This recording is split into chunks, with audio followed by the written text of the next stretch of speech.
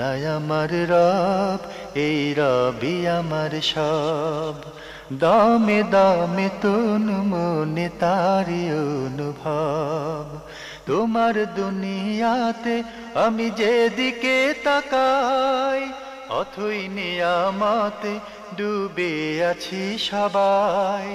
পাক পাখালির গানে শুনি তসবি কলো রব, তসবি কলো রব। আল্লাহ আমার রব, এই রবি আমার সব। আসসালামু আলাইকুম। প্রিয় দর্শক, আপনারা কেমন আছেন? সবাই ভালো থাকুন, সেটাই আমাদের একান্ত কামনা। শুরু হলো আপনাদের প্রশ্ন নিয়ে আপনাদের এই প্রিয় অনুষ্ঠান আপনার জিজ্ঞাসা। আপনাদের সাথে আছি আমি জয়নুল আবেদিন আজাদ। আজকে আপনাদের প্রশ্নের জিজ্ঞাসার জবাব দিচ্ছেন বিশিষ্ট আলেম ডক্টর মোহাম্মদ মতিউল ইসলাম। আসসালামু আলাইকুম রাহমাতুল্লাহি ওয়া বারাকাতুহু। প্রিয় দর্শক, চলুন তাহলে জিজ্ঞাসার জগতে। শুরুতে একটি ইমেল, এটি পাঠিয়েছেন মমিনুল ইসলাম, কেরানীগঞ্জ, ঢাকা থেকে। আপনি লিখেছেন, আমি আপনার জিজ্ঞাসার নিয়মিত দর্শক। এই অনুষ্ঠান আমার খুব ভালো লাগে। আমার প্রশ্ন এক, আমরা জানি বেতের 3 রাকাত, কিন্তু কেউ কেউ বলেন 1 রাকাতও পড়া যায়। এটা কি সহি? আর এটা পড়ার নিয়ম জানতে চাই। বিসমিল্লাহ, আলহামদুলিল্লাহ, ওয়াসসালাতু ওয়াসসালামু আলা রাসূলিল্লাহ ওয়া বাদ। জি বন্ধু, আপনি যে কথা বলেছেন, ওয়েত্রণ শব্দের অর্থ হচ্ছে বেজোড়। 1ও বেজোড়, 3ও বেজোড়, 5ও বেজোড়, 7 বেজোড়। কিন্তু আল্লাহ রাসূল সাল্লাল্লাহু আলাইহি সাল্লাম বেশি পড়েছেন 1 রাকাতেই। হাদিসের এর প্রমাণ সহিহ সুন্নাতে রাসূল সাল্লাল্লাহু আলাইহি সাল্লাম বলেন, সলাতুল লাইলি মাসনা মাসনা ফাইজা খাশিয়া আহাদুকুমা সুবহা ফায়ুতিরুহা বিরাকা। রাতের নামাজ মানে তাহাজ্জুদ নামাজ 2 রাকাত 2 রাকাত করে। কেউ যদি মনে করে যে এখন প্রভাত হয়ে যাচ্ছে, ফজরের ওয়াক্ত হয়ে আসতেছে, শেষ হয়ে যাচ্ছে, তখন 1 রাকাত দিয়ে যেন সলাৎকে বেজোড় করে দেয়া হয়, ভিতর করা হয়। বেতর করা হয়। পড়ার পদ্ধতি হচ্ছে, আপনি নিয়ত করে 2 রাকাত 2 রাকাত করে যত রাকাত ইচ্ছা আপনি পড়ুন। 6 রাকাত পড়ুন, 8 পড়ুন, 10 পড়ুন, পড়েন। তবে রাসূল সাল্লাল্লাহু আলাইহি ওয়াসাল্লামের রাতের নামাজ ছিল, তিনি 8 রাকাত পড়তেন। খুব দীর্ঘ ছিল। হ্যাঁ, দীর্ঘ করে, লম্বা করে পড়তেন। কিন্তু আরেকটা হাদিসের মধ্যে আছে সলাতুল লাইলি মাসনা মাসনা, রাতের নামাজ 2 রাকাত 2 রাকাত করে যাই পড়ে, কোনো অসুবিধা নেই। পড়ার পরে সর্বশেষ আপনি উঠে দাঁড়ালেন, দাঁড়িয়ে আল্লাহু আকবার বলে হাত বেঁধে সূরা ফাতিহা পড়ে এবং সূরা ফাতিহার সাথে অন্য একটা সূরা মিলে রুকু করবেন। রুকু থেকে সামি আল্লাহু লিমান হামিদা বলে দাঁড়িয়ে এরপরে আপনি দোয়ায়ে কুনুত পড়লেন। দোয়া কুনুত শেষ করার পরে আল্লাহু আকবার বলে সেজদায় যাবেন। গিয়ে আবার যথারীতি তাশাহুদ পড়ার পরে, দুরুদ পড়ার পরে, সালাত সালাম পাঠ করার পরে সালাম ফিরেই ফেলবেন। এটাই হলো সবচেয়ে বেশি নির্ভরযোগ্য বিষয়। সালাতুল বেতের আদায় করার সবচেয়ে বেশি নির্ভরযোগ্য পন্থা হচ্ছে এটি। 3 রাকাত পড়লে হাদিসের মধ্যে এসেছে যে রাত সালাত মানে 3 রাকাত যদি পড়ো তাহলে সেটাকে মাগরিবের মতো করতে নিষেধ করা হয়েছে। এই জন্য বলছে 3 রাকাত পড়লে কন্টিনিউ 3 রাকাত করবেন, 2 রাকাত পরে বসবে না, 3 রাকাত পড়বে। এভাবে রাসূল 5 রাকাতও পড়েছেন।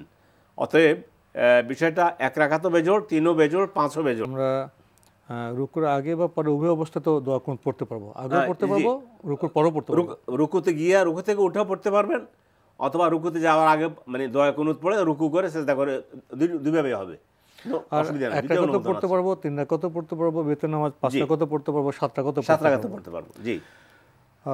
আপনি আরও লিখেছেন, বেতের নামাজ যদি কোনো কারণে ছুটে যায় তাহলে কি পরে কাজা করতে হয়?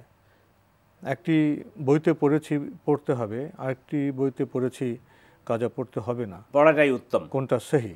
বেতের নামাজ অধিকাংশ ওলামায়ে কেরাম বলছেন ওয়াজিব। ওয়াজিব হলে কাজা করতে হবে। তো অধিকাংশ আমাদের স্কলার যারা, তারা বলেছেন বেতের সলাত, আল্লাহ রাসূল সাল্লাল্লাহু আলাইহি ওয়াসাল্লাম বেতের সলাত তিনি পারতপক্ষে ছাড়েননি। এই জন্য পড়াটা উত্তম, কাজা করাটা উত্তম। বেতের এবং ফজরের নামাজের শেষ মানে ফজরের নামাজের আগে যে 2 রাকাত সুন্নত যদি কাজা হয় তাহলে এগুলো মানে কাজা করে দেয়া উত্তম।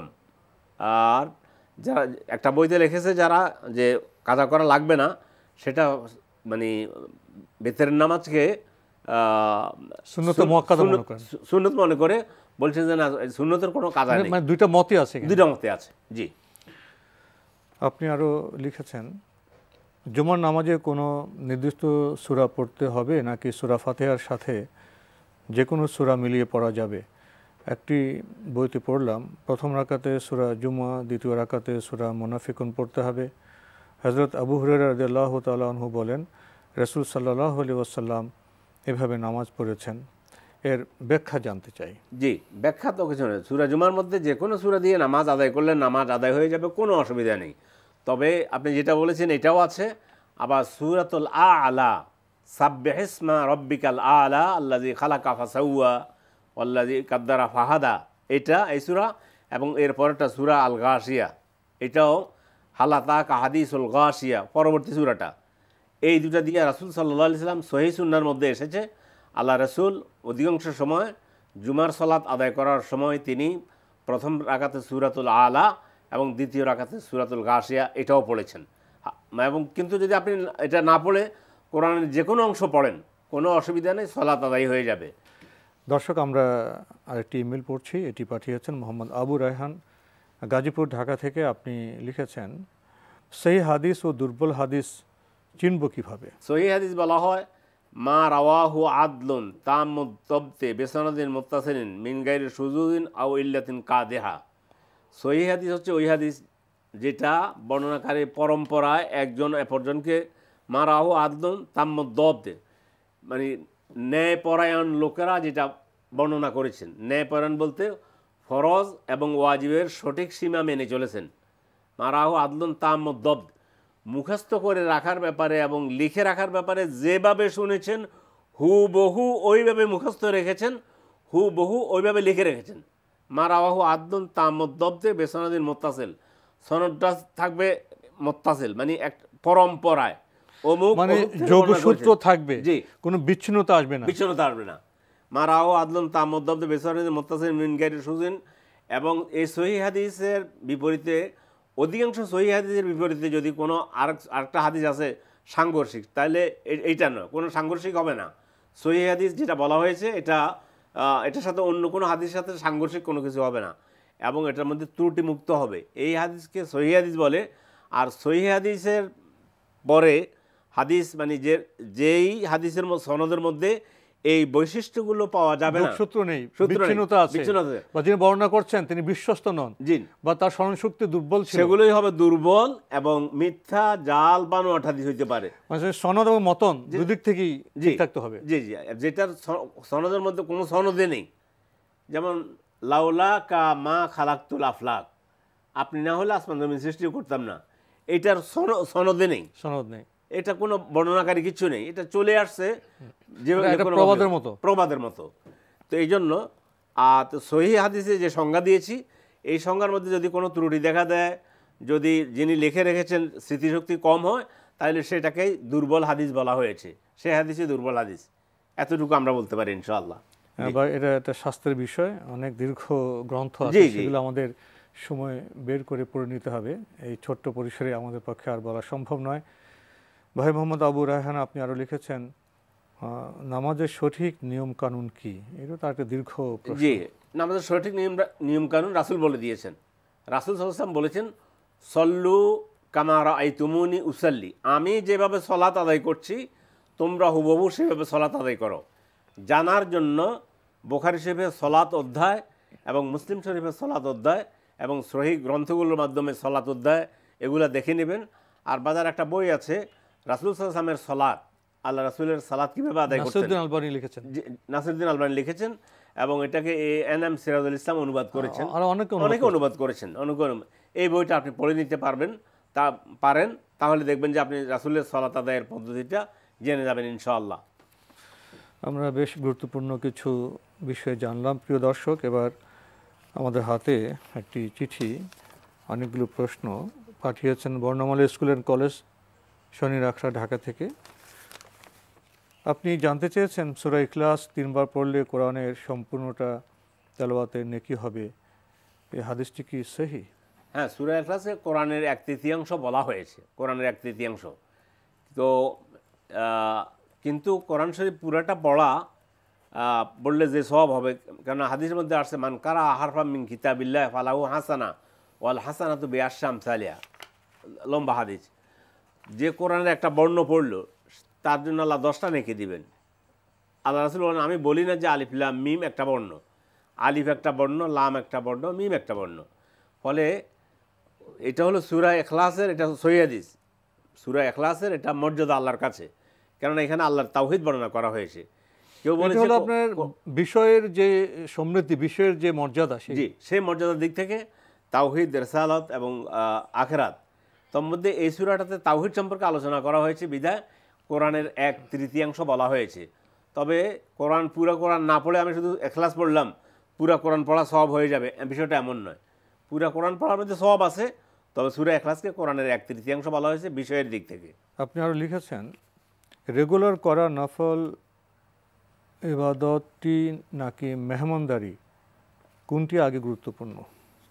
একটা পরিস্থিতি চলে আসলো, এখন কি রেগুলার নফল নামাজ বা নফল ইবাদত করছেন, সেই সময় চলে আসছে করবেন, না বা মেহমান এসে গেছেন তা মেহমানদারি করবেন?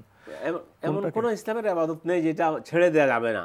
আপনার মেহমান আসছে, এই জন্য মেহমানদারি করেন। মেহমানদারি করাও কিন্তু অপরিহার্য দায়িত্ব। আর নফল নামাজ আদায় করছেন, তাহলে মেহমানদারি শেষ হয়ে গেলে এরপর আদায় করে নেন, মানে অথবা মেহমানদারির আগে আদায় করে নেন, অসুবিধা নেই। তার মধ্যে মানে মেহমানদারিতে এসছেন নির্দিষ্ট সময়ে, জি, তো ওনাকে অ্যাটেন্ড করে বা ওনাকে সৌজন্য আলাপ করে বসিয়ে কথা বলে তো উনি আবার নফল নামাজটা আদায় করতে পারেন, কোনো সমস্যা নেই। নফল নামাজ তো পরে আদায় করতে পারেন। হ্যাঁ, তো এক্ষেত্রে তো গুরুত্ব পাবে মেহমানদারি বিষয়, মেহমানদারিটা গুরুত্ব পাবে।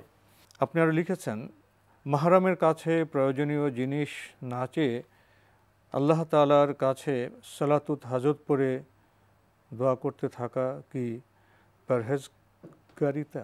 আল্লাহ তাআলার কাছে তাওয়াক্কুলের কথা বলেছেন বোধহয়, যে এখন মহরম আত্মীয়র কাছে একটা প্রয়োজন জিনিস চাইলে পাওয়া যায়, জি, সে না চেয়ে উনি সালাতুল হাজত নামাজ পড়ে উনি আল্লাহর কাছে চাচ্ছেন। না, এবার মাহরম ব্যক্তির কাছে চাতে কোনো অসুবিধা নেই। আল্লাহ তাআলা তিনি দানকারী, তিনি দেবেন, কিন্তু মাহরম ব্যক্তির নিকট চাওয়াটা এটা ইসলামে নাজায়েজ করে নেই কোনো প্রয়োজনে। ওই জিনিস কোনো ব্যক্তির কাছে চাওয়া যাবে না যেটা দেওয়ার একমাত্র মালিক আল্লাহ তাআলা।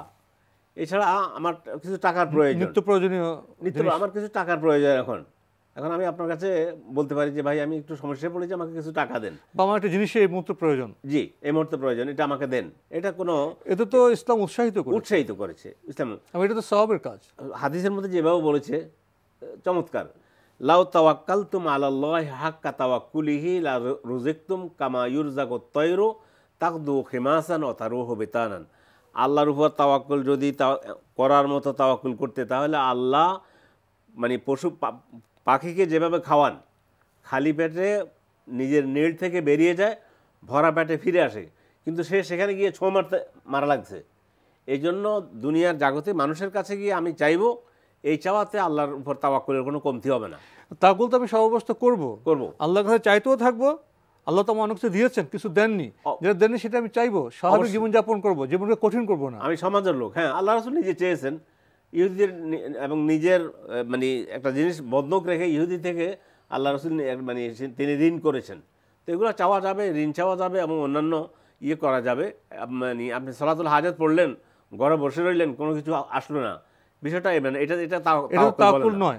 তাওয়াক্কুল করতে হবে এবং সাথে প্রচেষ্টা চালাতে হবে। তাওয়াক্কুল বলা হয় আল আখযু বিল আসবাব, মাধ্যম অবলম্বন করা, সুম্মা রুকুনু ইলাল্লাহ, এরপর আল্লাহর দিকে ফিরে যাওয়া, সুম্মা রিদা বিন নাতিজা, এরপরে যা আসে সেটার উপরে সন্তুষ্ট হয়ে যাওয়া। তো এই জন্য আপনি মানুষের কাছে যেতে পারেন, অসুবিধা নেই ইনশাআল্লাহ। লিখেছেন, সেহরির শেষ সময় ও ফজর ওয়াক্ত শুরুর মধ্যে কি কিছু পার্থক্য থাকবে সময়ের? অল্প, মানে সেটা 2-1 মানে মিনিট হইতে পারে। সেহরির সময় শেষ, তখনই কিন্তু আজান দেওয়া হয়, ফজরের ভিতরে ঢুকে গিয়েছি। এখন দুনিয়া অত্যন্ত মানে প্রযুক্তির দুনিয়া, এখন টেকনোলজির দুনিয়া এবং বিজ্ঞান নির্দিষ্ট করে সময় বলতে পারছে যে এই টাইম পর্যন্ত এত মিনিট পর্যন্ত খাওয়া দাওয়া করা যাবে, তারপরে অযথা বিলম্ব করা দরকার নেই। হতে পারে 1 মিনিট পরে আজান হচ্ছে, অথবা আজান একটু পরে হচ্ছে, কিন্তু আমরা জানতে পারতেছি এখন যে মানে সেহরির শেষ সময় কতক্ষণ পর্যন্ত এবং মানে আজান কত মিনিটে দেয়া হয়, এই হিসাবে সেখানে কোনো মানে 2-1 মিনিট এদিক সেদিক হলে ইনশাআল্লাহ অসুবিধা হবে না। আরও লিখেছেন, রেগুলার করা নফল ইবাদতটি নাকি এলম শিখা বা শেখানো, কোনটি আগে গুরুত্বপূর্ণ? আগে গুরুত্বপূর্ণ এলেম অর্জন করা। তলাবুল ইলমে ফারিদাতুন আলা কুল্লি মুসলিম, প্রত্যেক মুসলিম নর নারী, আলা কুল্লি মুসলিম, মুসলিম বলতে এখানে নর নারীকে বুঝাবে, হাদিসের মধ্যে মুসলিম শব্দ এসেছে। এলেম অর্জন করা ফরজ। এই জন্য আল্লাহ সর্বপ্রথম রাসূলের কাছে যে কথা পাঠিয়েছেন সেটা হলো ইকরা, পড়ুন। তারপর আল্লাহ তাআলা নিজে বলছেন সূরা মুহাম্মদের মধ্যে যে ফাআলাম আন্নাহু লা ইলাহা ইল্লাল্লাহ, জানুন যে আল্লাহ ছাড়া কোনো সত্য মাবুদ নেই। মান সালাকা তরিকান ইয়ালতামিসু ফিহি ইলমান সাহালাল্লাহু লাহু তরিকান ইলাল জান্নাহ, যে ব্যক্তি জ্ঞান অর্জনের জন্য একটু পথ অতিক্রম করলো, আল্লাহ তাআলা তার জান্নাতে যাওয়ার পথ সুগম করে দেবেন। এই জন্য এলেম অর্জন করাকে অগ্রাধিকার দিতে হবে। ইমাম বুখারী রাহিমাহুল্লাহ তিনি একটা অধ্যায় এভাবে এনেছেন, বা আল ইলমু কাবলাল কাউলি ওয়াল আমালে। ইমাম বুখারী রাহিমাহুল্লাহ, বুখারী শরীফের একটা অধ্যায়, কথা এবং কর্মের আগে হচ্ছে জ্ঞান অর্জন করা। এই জন্য জ্ঞান অর্জন করাকে অগ্রাধিকার দিতে হবে, এরপরে আমি আমল করব। প্রিয় দর্শক, আপনি আরও লিখেছেন, আসসালামু আলাইকুম, এর উত্তরে কি আসসালামু আলাইকুম বলা যায়? বলা যায়, কিন্তু ওয়ালাইকুম আসসালাম, ওয়ালাইকুম আসসালাম এটাই সঠিক, এটাই সঠিক। এবং আপনার উপরেও শান্তি বর্ষিত হোক, মানে আসসালামু আলাইকুম আপনার উপরে শান্তি বর্ষিত হোক, ওয়ালাইকুম আসসালাম এবং আপনার উপরেও শান্তি বর্ষিত। এটা ব্যাকরণের দিক থেকে, গ্রামের দিক থেকে এটাই শুদ্ধ, এটাই শুদ্ধ। কিন্তু অবস্থা এমন হয় যে মনে হয় যে উনিও সালাম দিচ্ছেন, উনিও সালাম দিবেন, দুজনে সালাম দিবেন ভাবছেন, একজন আগে চলে আসে, জি, তখন মুখ থেকে ওইটাই বেরিয়ে যায়, অনেক সময় বেরিয়ে যায়, কোনো অসুবিধা নেই। না, কোনো অসুবিধা নেই। লিখেছেন, সালাতে সালাম ফেরানোর সময় কতটুকু সালাম বলা সুন্নাহ? আসসালামু আলাইকুম ওয়া রাহমাতুল্লাহ, আসসালামু আলাইকুম ওয়া রাহমাতুল্লাহ, ওয়া রাহমাতুল্লাহ পর্যন্ত এটাই হলো আল্লাহ রাসূল থেকে এসেছে এবং এটাই হলো আমল, এবং এটার উপরে মুসলিম উম্মাহ ইজমা। জি। হযরত লুকমান আলাইহিস সালাম আপন পুত্রকে বলেছেন, যখন তোমার দ্বারা কোনো গুনাহ হয়ে যাবে তখন সাদকা করবে, এই বক্তব্যটি কি সহি? হ্যাঁ, এটা হযরত লুকমান অনেকগুলো উপদেশ দিয়েছেন। কোরআনের মধ্যে যেগুলো আছে সেগুলো তো আছেই, সদকার করার ব্যাপারেও এটা, এই হাদিসটা সহি ইনশাআল্লাহ। লিখেছেন, লোশন, ক্রিম এসবে কোন উপাদানগুলো থাকলে সাধারণত আমরা ইউজ করব না? হারাম উপাদান থাকলে, হারাম উপাদান থাকলে, যদি সুয়ারের ছবি থাকে, কথার কথা ধরে নিলাম, এই ধরনের উপর আমরা, আর যদি হারাম কোনো কিছু না থাকে, আমি খুঁজতে যাব না যে এটার মধ্যে হারাম কি কি আছে। হারাম তো খুবই সুনির্দিষ্ট, খুবই কম বিষয়। এই জন্য প্রসাধন যেগুলো বাজারে আছে সেগুলো আপনি ব্যবহার করুন, কিন্তু যদি মনে করেন যে এটা আসলে এটা দিয়ে, আপনি যদি জানেন যে কোনো হারাম উপাদান আছে তাহলে সেটা পরিত্যাগ করুন। হ্যাঁ, আপনি সবশেষে লিখেছেন, 10 বার আল্লাহু আকবার, 10 বার সুবহানাল্লাহ ও 10 বার আল্লাহুম্মা গফিরলি বললে আল্লাহ তাআলা 10 বার বলেন মাফ করে দিয়েছি, এই হাদিসটি কি সহি? সহি হাদিস আমি জানি না। আল্লাহু আকবার 33 বার বলার কথা বলা হয়েছে, সুবহানাল্লাহ 33 বার, আলহামদুলিল্লাহ 33 বার, আল্লাহু আকবার 33 বার কথা বলা হয়েছে, কিন্তু 10 বার বললে আল্লাহ এই বলবেন, এই ধরনের কোনো সহি হাদিস আমার নজরে পড়েনি। প্রিয় দর্শক, আমরা অনেকগুলো বিষয় সম্পর্কে জানলাম আমাদের দর্শকের চিঠির মাধ্যমে। এবার আমাদের হাতে একটি ইমেইল, এটি পাঠিয়েছেন সাইনুব। আপনি ইংরেজি হরফে বাংলা লিখেছেন, আমি চেষ্টা করছি আপনার ইমেলটা পড়ার। আমার এক আত্মীয় তার প্রেমিককে বিয়ে করে কাজী অফিসে, ছেলের মা এই বিয়ে সম্পর্কে জানত, সাক্ষী হিসেবে ছেলের আর মেয়ের কয়েকজন বন্ধু উপস্থিত ছিল, মেয়ের পরিবার জানতো না ব্যাপারটা। এখন আমার প্রথম প্রশ্ন, এই বিয়ে কি জায়েজ হয়েছে? মানে মেয়ের পরিবারের অসম্মতি আর অনুপস্থিতিতে বিয়ে কাজী অফিসে হলে সেটা কি শরীয়তসম্মত বিয়ে হয়?